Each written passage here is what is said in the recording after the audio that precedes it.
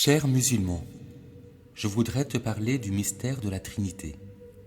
La Trinité est un mystère non parce qu'on ne peut l'expliquer, mais parce qu'on n'aura jamais fini de l'expliquer. C'est ainsi, chers musulmans, lorsque vous parlez d'Allah, il est un mystère car on n'aura jamais fini d'en parler et qu'il dépasse tout ce qu'on peut dire de lui. Selon certains musulmans, la foi dans le mystère de la Trinité est du polythéisme, c'est-à-dire la croyance en plusieurs divinités. Les musulmans qui ont étudié et les savants savent bien que ce n'est pas du tout la foi chrétienne. En effet, les chrétiens croient en un Dieu unique, le Dieu unique révélé à Moïse lorsqu'il lui fit réciter la Shahada. Écoute Israël, le Seigneur est notre Dieu, le Seigneur est un, parole reprise par Jésus lui-même. Cela suffit à exclure cette hypothèse de la croyance des chrétiens en plusieurs divinités. Pour une grande partie des musulmans, la Trinité est du shirk, de l'associationnisme. Les chrétiens seraient coupables du pire crime puisqu'ils sont mushrikoun, c'est-à-dire associateurs, crime le plus grave qui existe. Ils nieraient l'unicité parfaite d'Allah et le dogme central de l'islam, le tawhid, c'est-à-dire l'unicité. Les chrétiens, par le dogme de la Trinité, ajouteraient, disent-ils, à Dieu des associés ou d'autres entités. Alors, les chrétiens associent-ils à Dieu d'autres entités qui lui seraient égales ? Les musulmans, à la suite des chrétiens, commencent leur prière par la Bismillah, c'est-à-dire la formule simplifiée de la Bismillah chrétienne. En effet, nous commençons chacune de nos prières par cette formule, au nom du Père et du Fils et du Saint-Esprit, un seul Dieu, Amen. Bismillah ibn wal Ruh al-Qudus ilal wahid, Amin. Par cette formule, nous confessons deux dogmes, celui de l'unicité pure de Dieu et la communion parfaite de Dieu notre Père avec sa parole, sa kalimat et son esprit, al-Ruh. Pourtant, l'islam ordonne de ne pas dire trois. Cela contredit-il la foi chrétienne ? Peut-être serez-vous surpris, mais lorsque le Coran dit cela, il confirme la foi chrétienne, car jamais nous n'avons confessé l'existence de trois dieux ou de trois natures divines, et la foi chrétienne confesse l'existence d'un seul Dieu. En ce sens, nous ne pouvons qu'être d'accord avec les musulmans. Il n'y a en effet pas trois natures divines, mais bien une seule. De la même sorte, de la même manière, lorsque dans l'islam vous faites 3 fois les ablutions, vous ne contredisez pas cette interdiction. Il faut encore préciser de quoi on parle lorsque le Coran déclare « ne dites pas 3 ». Le Coran rejette donc-t-il la Trinité chrétienne ? Dans aucun texte de l'islam, le Coran rejette la Trinité chrétienne. Les seuls passages qui font référence à la Trinité confirment justement l'explication chrétienne. Lorsque par exemple le Coran affirme qu'Allah n'est pas le troisième des trois, cette sourate ne se réfère pas du tout au dogme chrétien. En effet, le Coran n'a pas pu faire d'erreur sur le dogme chrétien et jamais les chrétiens n'ont exprimé qu'Allah était le troisième des trois. Cette sourate confirme la foi chrétienne, qui interdit aussi effectivement de dire cela. En effet, la foi chrétienne et la foi musulmane ne dit pas qu'Allah est le troisième, mais bien le premier. Et en cela, nous ne pouvons qu'être d'accord. Oui, Dieu n'est pas le troisième, mais le principe de tout, le premier.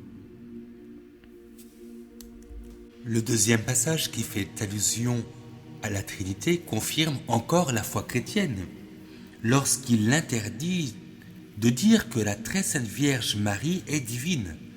Vous formulez avec force l'erreur de ces hérésies condamnées par les chrétiens eux-mêmes.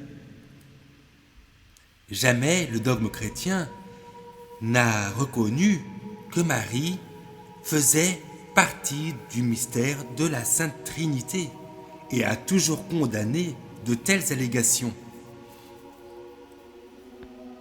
Enfin, il existe un problème réel lorsque vous dites qu'Allah est trop puissant pour avoir un fils. Chers musulmans, comment tenir un propos pareil?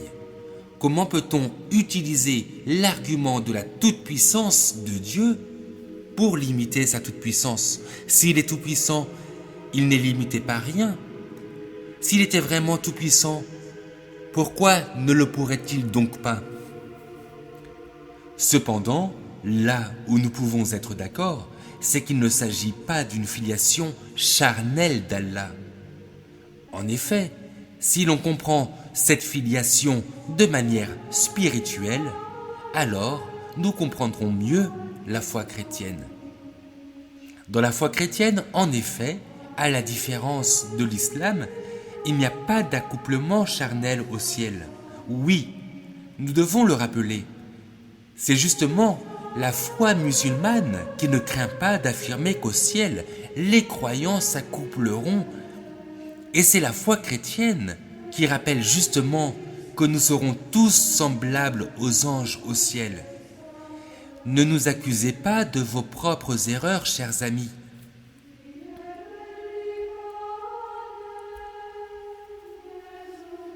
Pour une autre partie des musulmans, l'islam reconnaît à sa manière le mystère de la Trinité. En effet, le Coran reconnaît qu'Allah a une parole et un esprit. Et comme cette parole et cet esprit viennent de Dieu et sont en Dieu, ils possèdent intrinsèquement la nature divine.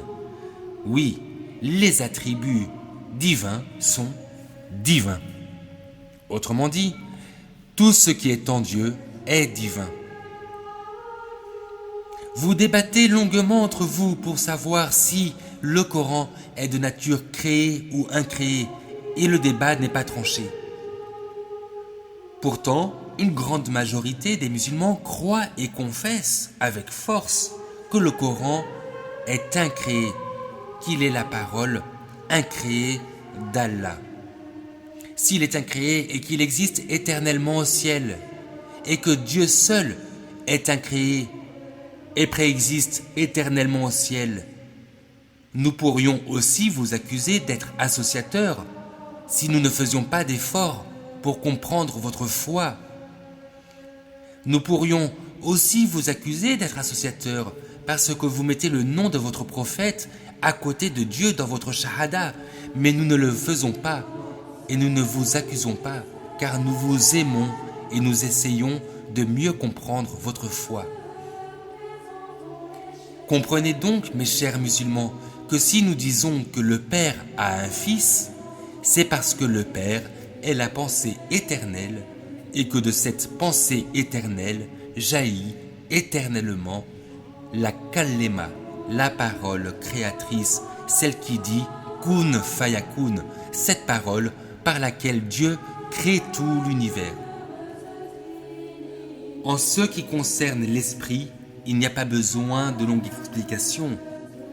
De toute évidence, l'esprit d'Allah est nécessairement divin, tout comme ton esprit est nécessairement humain. Chers musulmans, il ne s'agit donc pas d'une innovation de l'Église ou d'une déformation de l'enseignement de Jésus ou d'un ajout que l'on ne trouverait pas dans l'Ancien Testament. Les Juifs ont déjà vu cela et l'ont écrit dès le premier chapitre de leur livre, dans le livre de la Genèse. Et l'Évangile, l'Injil, commence et finit par la référence à la Sainte Trinité. Chers musulmans, maintenant que vous avez mieux compris notre foi, accueillez cette bonne nouvelle qu'il n'y aura ni fornication, ni impureté au ciel devant la face du Très-Haut, le Dieu 3 fois saint. Dieu qui ne peut supporter de voir devant sa face l'accouplement des croyants avec des dizaines et dizaines de créatures célestes, mais que nous serons invités au ciel à la contemplation éternelle de la face de Dieu. Mais pour cela, tu dois maintenant choisir Jésus comme ton Seigneur et ton Sauveur sans plus attendre. Tu n'as que cette vie pour faire le bon choix. Alors, préfères-tu t'accoupler au ciel avec les houris ou contempler éternellement dans la pureté la face de Dieu? À toi de choisir entre les plaisirs qui lassent et ne durent pas et la joie infinie de la contemplation de Dieu, l'unique, ton Père, qui t'a créé par sa parole dans son esprit. Dieu te fait confiance et compte sur toi. Viens à Jésus et il te révélera les secrets cachés de son cœur.